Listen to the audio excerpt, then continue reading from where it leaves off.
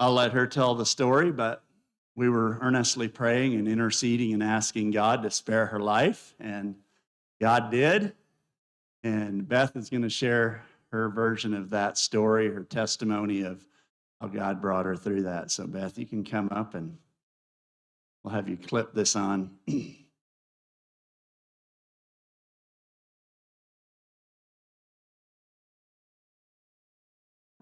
Yeah, I think so. Bless you to share. Okay. Hi, everybody. It's good to see you all again. I really missed you guys, and I'm just really thankful to the Lord that I'm back here again. And so I'm going to share my testimony of how the Lord saved my life and um, brought me out of a place where I was, almost very near death, but He brought me out of that and just saved me. And so I'm just gonna let Him lead me what He wants me to share. And so we were in Costa Rica. I've always loved it there.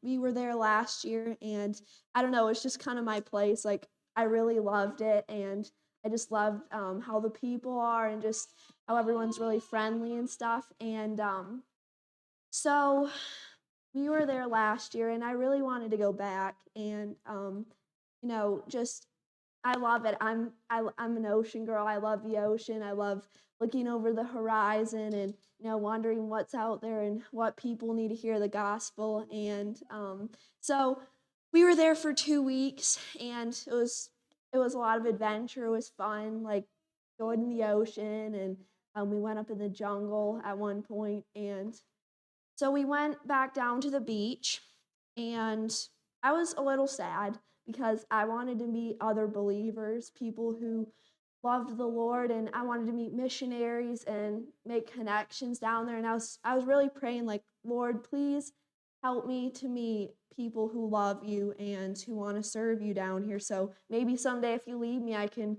come down here and serve you if that's your will for me. But we were down there for 2 weeks, and we went back down to the beach after we were in the jungle, and um, you know, uh, we were just hanging out. And so the Lord worked this out so amazing that we met these really cool people down there. So we had just went to the beach, and we were driving back, and we were looking for a coffee shop to go to, and we stopped at this one like ice cream kind of place, and we were actually went into the coffee shop, and I was like, I don't feel like we should go here. I feel like there's somewhere else that we're supposed to go. And I was like, I don't know why, but guys, we should just keep going. They're like, well, we're kind of in the middle of nowhere. I don't think we're gonna find anywhere else.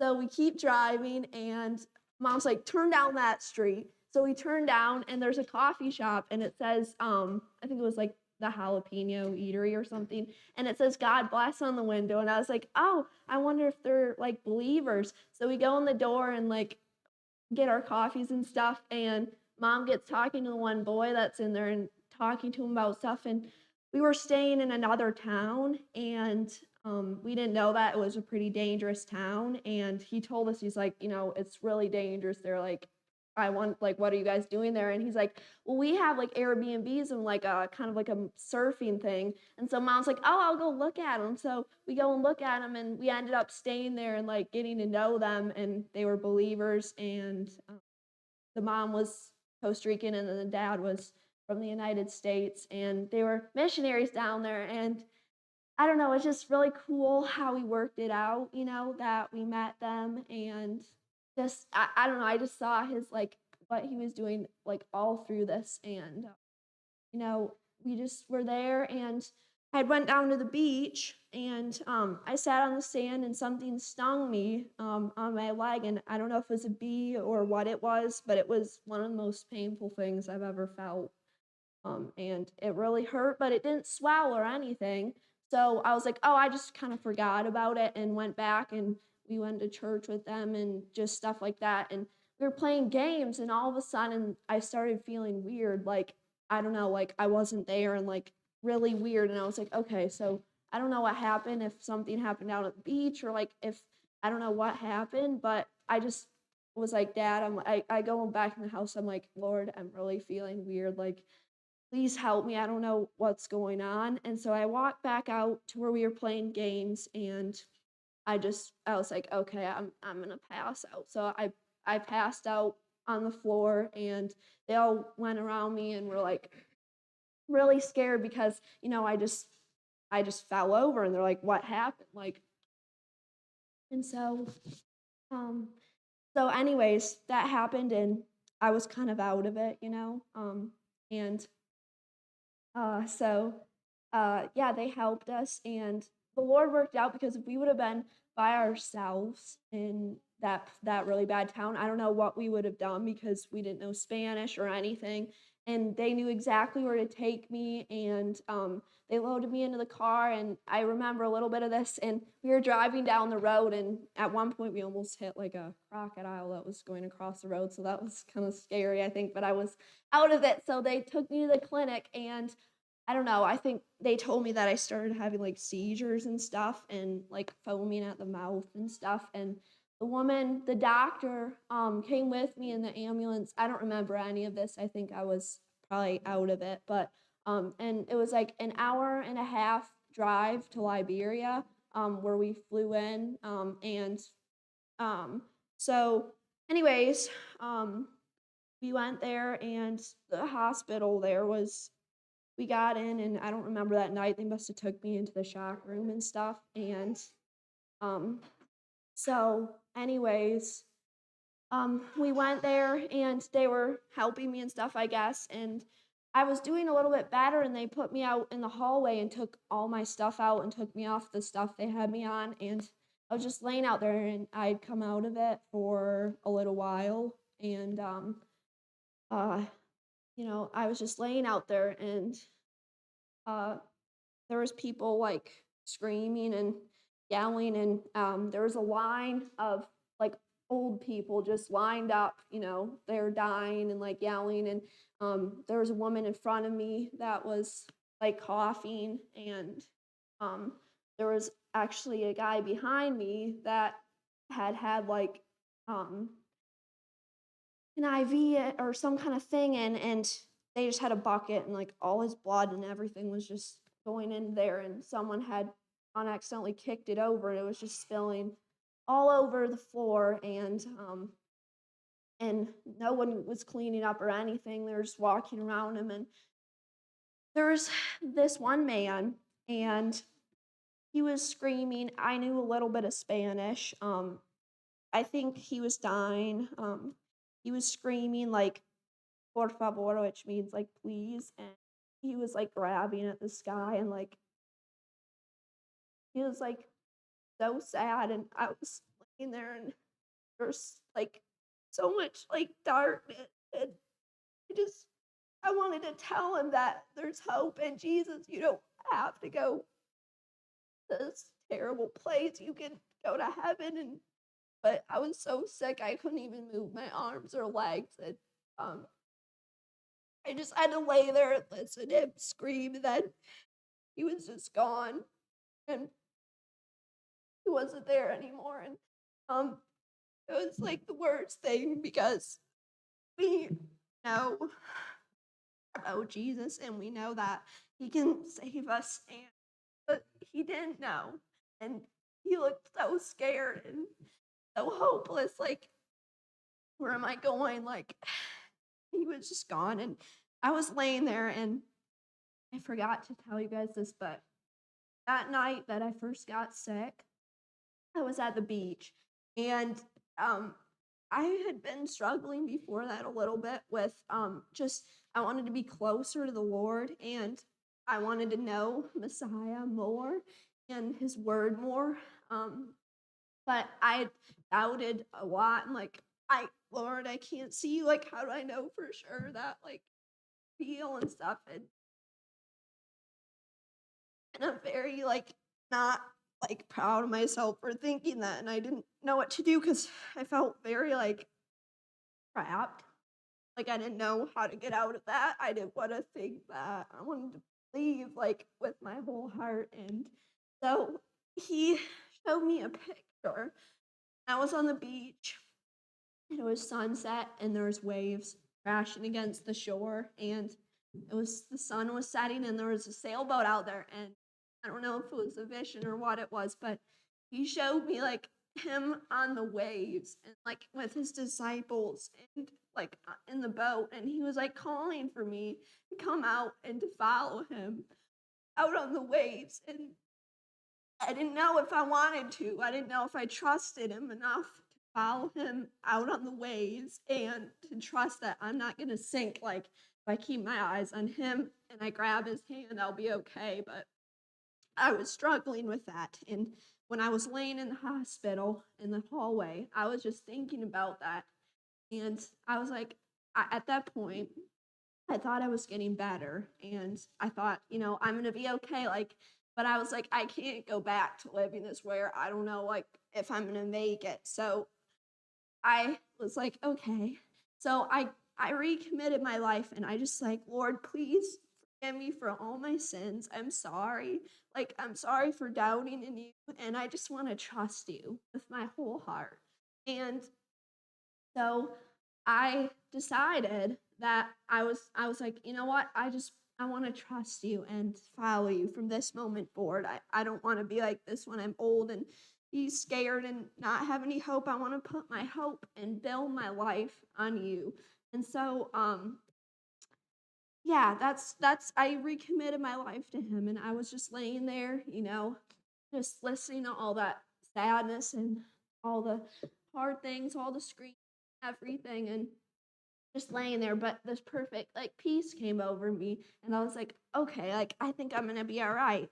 And so they moved me out, and they were gonna discharge me, and they were gonna take me out, and I started feeling really weird again, and they tried to move me to a wheelchair, and I just felt like flat, and they caught me, and they were all running around me and like trying to get me back into the shock room, and I was like, okay, like I recommitted my life to the Lord, and I think I'm probably gonna die now. Like I think I'm probably gonna go to heaven now because I think I'm dying. And so they brought me back in there, and I was laying there, and they're like, we want to do, they're telling mom told me this. They're like, we want to do a spinal tap on her because we want to know like what's going on. So they're like, here they have a lot of things like numbing and things like that, but there they didn't use any of that. They just like, they expected people, just put up with the pain of all the needles and everything. So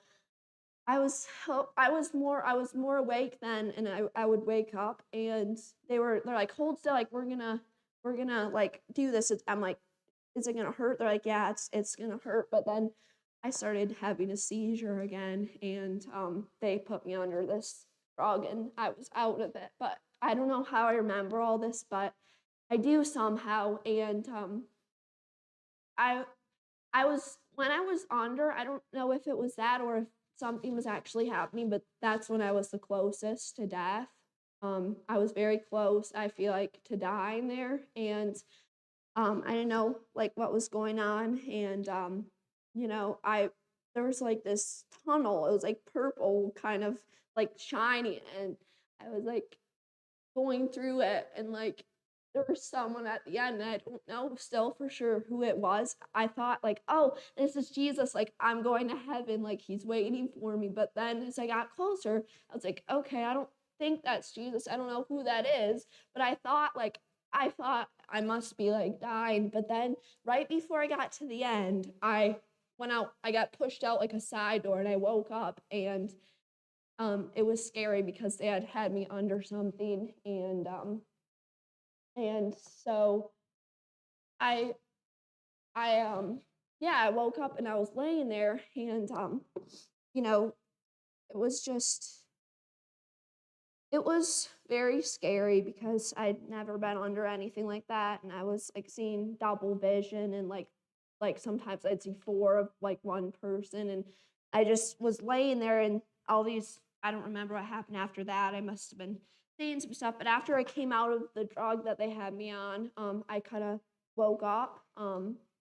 He I woke up, and I look over, and there's this guy that was literally like guy, like, in his 20s, and he looked like he had been, like, mauled by, like, a bear or something. It was the worst thing I've ever seen in my life. Like, I don't wanna traumatize anyone, but his back was, like, all the way, like, ripped, like, down to, like, where you could see, like, his stuff, like, sticking out and stuff, and he was, like, screaming, and he looked over at me, and he just had the most hopeless look in his eyes, like, he was maybe gonna die and he didn't have any hope, like, it was just the saddest thing, and he would look over at me and, like, just looking for some kinda hope and, like, just crying in, like, pain, and I'm assuming they have a lot of motorcycles over there, so I'm assuming he had been in a motorcycle accident, but it was very sad, and it just made me, like, it is I wanna help these people, like, I don't want them to go to hell and not know that there's a savior that died for them, and so, I was just laying there, and, I just didn't know what to do because they had me hooked up to IVs and stuff, and the one doctor, I'm getting a little ahead of myself, but before this, I'm trying to remember exactly how the story went, but before I had woken up when I was really bad, near death, the doctor had told dad, he's like, I don't know. Dad told me this. He's like, I don't think she's gonna make it. I don't know if she's gonna make it. And yeah, he told dad that, and I can imagine what you're feeling, dad. It's like your daughter, like doctor said, I don't think like she's gonna make it. And he thought I had this thing in Costa Rica, which is called the amoeba, and it lives in the hot springs. And he was asking him, like, was she in the hot springs? Did she put her head under? And they're like, yeah. And he's like, if she has it, I don't think she's gonna make it. But obviously the Lord is bigger than all that because he made this world and he can overcome all the diseases and everything. So yeah, I don't know. That's maybe what I had. I don't know for sure, but I know whatever it was that he healed me because no one and no doctor could save me from that. So anyways, I was in the shock room and um I was in there for a while and I got out. Remember, I wrote some stuff down. So yeah, so I was so yeah, he saved me from all that, and it was just amazing how he worked it out that we met all those like the people that just knew exactly where to take me, and he was with me in the most scariest like parts in the hallway, and when I went back in the shock room and I was near death and they thought I was gonna die, and I saw that guy, and it was really sad. But then they moved me um into the ICU, and it was very bad. Like they had like guards and guys with guns everywhere and things like that. And so um yeah, it was kind of scary, and they wouldn't let my parents with me really that much, and they took me into the ICU, and it's like they shoved me in a corner to like literally die because they I don't know if they did that, but it's like they just shoved me over there and like were dehydrating me almost to death. They almost dehydrated me to death pretty much. And I was like needed water and crying for water and no one would give me any. I was like, Lord, I know you saved me, but I feel, I don't know, like I might still not make it. And they were just all over there doing their thing. And I was laying in the corner and I was like, I want my dad. Like, where is he? And they're like, he can't like come in here. So um I was in there by myself and um laying in there just like, okay, they're dehydrating me to death. Like apparently they don't really care like if I die because I'm just another American, like I guess. So I was laying there, I was like, do I even have anybody? But then like I like felt the presence of Messiah like right by me. And I had my hand laying there. I just like I felt his hand in mine. I literally felt like the pressure of his hand in mine. I was like you're right here by me, and I could just feel his presence right there sitting by me, and it was like nothing I've ever felt in my life. It was amazing. Like he was just right there. There was so much darkness and so much death over there, that hospital, that, like, he was just he was right there, like, holding my hand, and I just that's the moment that I decided, I told you guys about the vision, I think, like, he gave me of him on the waves. I decided, like, I'm gonna grab his hand, and I'm wanna hold on for the rest of my life, and I wanna follow him out on the waves, wherever he might lead me to the ends of the earth to share the gospel and to be his light and to be his servant. And so the point of this is I really needed a testimony because I wanted to share with people.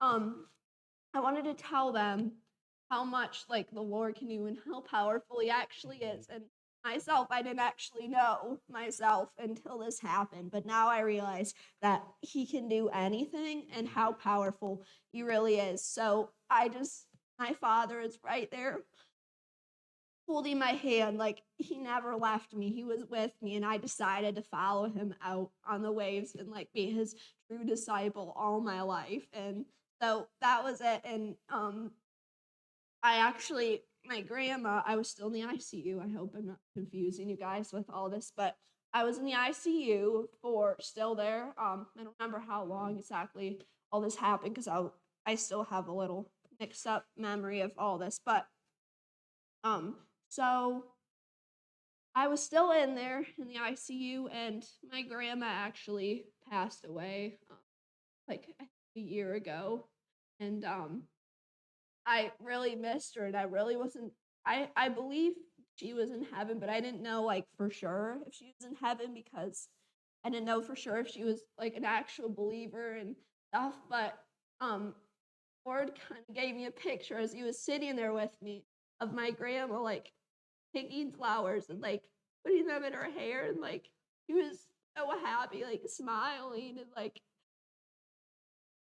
I just had peace, like, I believe that I'm gonna see my grandma again someday, and he was just so pretty with, like, all the flowers in her hair and, like, everything, and I was just, like, started crying because I missed her so much, and he just was right there, and I was just so happy that he kind of showed me that, she's with me, and, you're gonna see her again if you follow me, and so, yeah, he was right there with me, holding my hand, and, like, he never left me, like, that whole time, so, I was in ICU, yeah, he was holding my hand, and I told you about my grandma, and I decided, yeah, just to follow him, like, all my life, and, so after that, um, my parents actually they weren't in there with me a lot of the time, I was by myself, I didn't know if they were still even in the hospital or if they had went to, like, a hotel or something,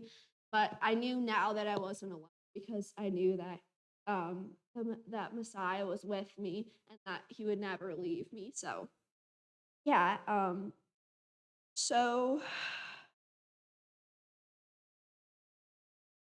um, so yeah, so anyways, I was in the ICU and mom had heard about this hospital in San Jose, which is the capital of Costa Rica, and it was like 4 hours from where we were.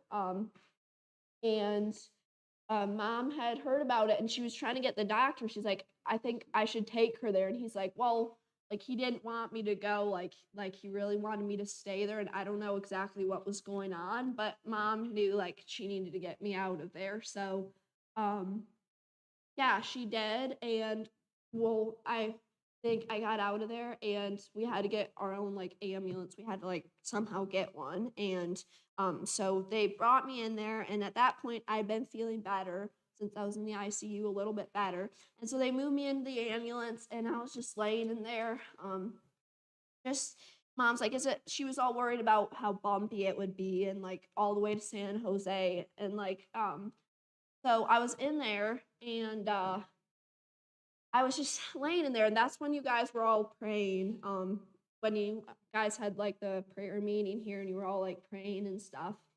That was, I think, exactly when I was in the ambulance, was when you were praying or something, but I was in there, and I literally felt, like I was, like, just, like, laying in there, and I literally felt like from the top of my head all the way down to the end of my foot, like a warm like feeling of like going through my body, and I was like I told mom, I'm like, I know the Lord's healing me right now. He's healing me. Like he's literally it going through my body, healing me.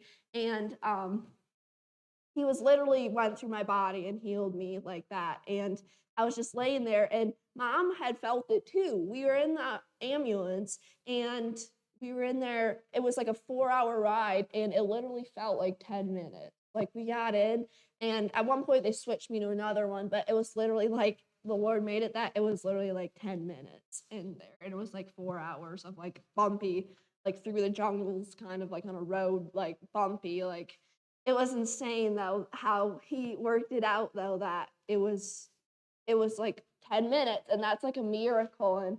And how he did that. And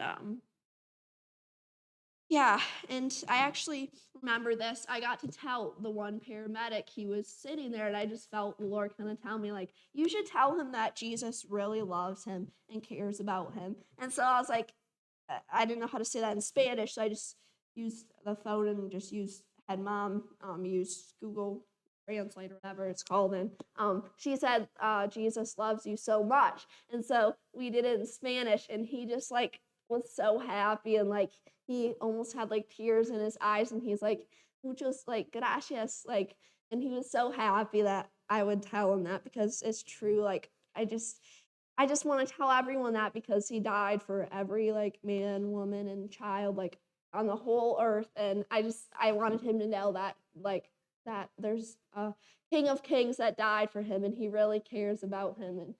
And yeah, so that was cool. And I was in the ambulance, and then they got me out, and I don't remember this, but they transferred me, and we got to San Jose. And so so anyways, so they moved me into the hospital, and in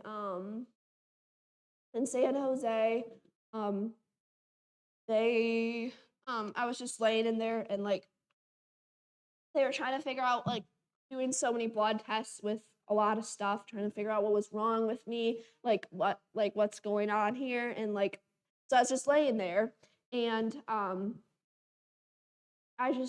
don't know, I just that's I don't know if some of you saw a video of me, like, I don't know what I was saying, but there's a video of me that I made, on mom's phone, and just, like, telling you guys, like, what the Lord's been doing and what he did for me. And, that's I made that there in that hospital in San Jose. But, yeah, I don't know, I could like, I was happy, like, I knew he changed me, like, from the inside out, like, seeing all those people suffering, and, like, how hopeless they were and everything. And when I decided to, like, follow him, like, grab his hand and just stay with him forever. And, I don't know, I love him so much, like, more than I could ever tell you guys. Like, he's just done so many great things for me. And hopefully I didn't confuse you guys, but I'm just trying to remember in order. So, and the first hospital was the hospital between kind of life and death, where I was kind of like,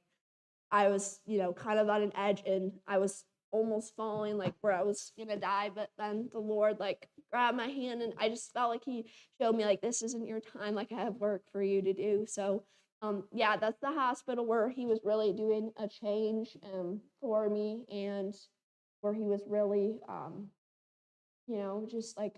just where he really saved me. And like he saved my life, and he like changed me, and I was like recommitted my life to him, and just decided to follow him forever and just believe. So um yeah, he I was in the second hospital for I don't remember how many days was it. A week, yeah. So I was in the second hospital for a week, and that was kind of recovery. I still don't know for sure if I was gonna be okay, but I was pretty sure that like I was gonna live. And so I was recovering there, and I still couldn't move my arms or my legs really at all, and I couldn't walk. And I was a little scared that like I would not be able to ever like walk again, because like I was like, okay, what happened?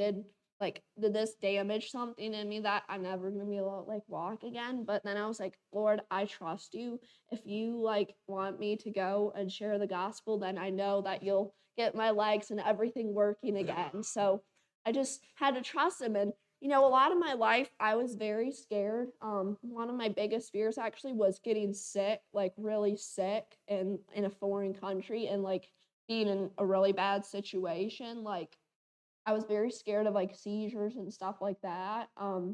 Because I had seen people have them and I was like, I never want to have that. That's really scary. But now the Lord used that I don't have to fear anything, no disease, no like darkness or anything because he's my father and he's got my back and I know that he won't leave me and so I can go wherever he leads me into the darkest places and I know he'll take care of me. And I know people who have gone to serve the Lord, sometimes they die and sometimes they do get sick, but it's worth it because when I think of what he's done for me on the cross and that he loves someone like me enough to die for me, it's like, Lord, I want to serve you. I want to give my whole life to you and live or die for you, Lord, whatever you want, Lord. And so, yeah, I don't know. I just been really, this changed my whole life. It changed the direction I was going, everything, and made me realize that Jesus is all I have. And he's the only one who can save me. And I know he's got my back. So, yeah, I was in the San Jose hospital for a week and just recovering. And the Lord actually sent a lady that's missionary down there. And her husband and she was really nice and she was with me for a couple days like encouraging me and like telling me like you'll like just trust the Lord like he'll take care of you and so I was she was really encouraging. She actually told me a story of how when she was young she had like